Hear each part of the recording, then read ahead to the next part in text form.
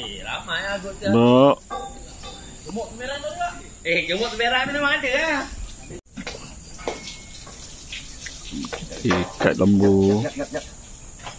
Yap. Kalau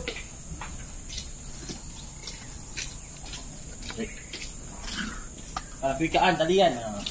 Ni ikat, tadi tak ikat. Cakap tadi kau tak daya. Kau ni buka sendiri. Kau beri jinak ni. Nah.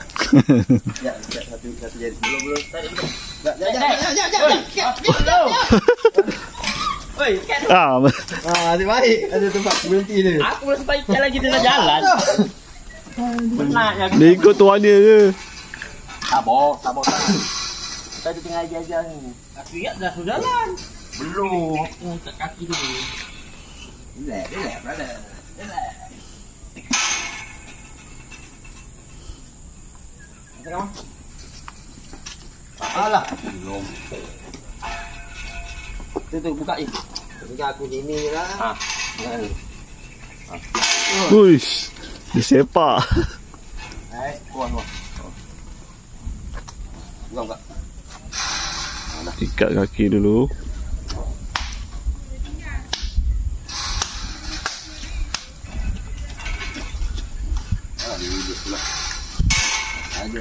Dia dah rasa dah.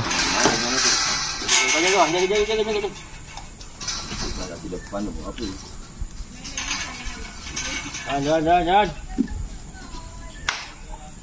Dia merajuk tu baru kat tiang tu.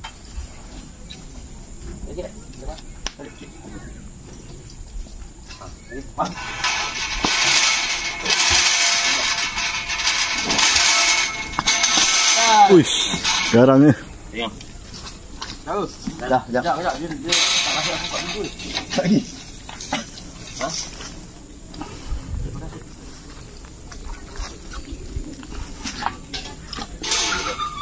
Dia dah lagi. Buka ni gini. Dah. Tadi boleh bayar. Nanti tadi kepala kau tu kena jaga tu tau. Dia laju je terus ikut Ni kau. terus hari ni.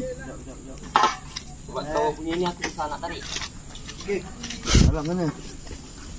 Terus naik. Kau terlajak. Naik lagi. Naik terlaju. Asal tu ikan dia pusing Ikan lu. Ikan lu. Tambah dia dulu ah. Nampak dia jap. Nampak dia.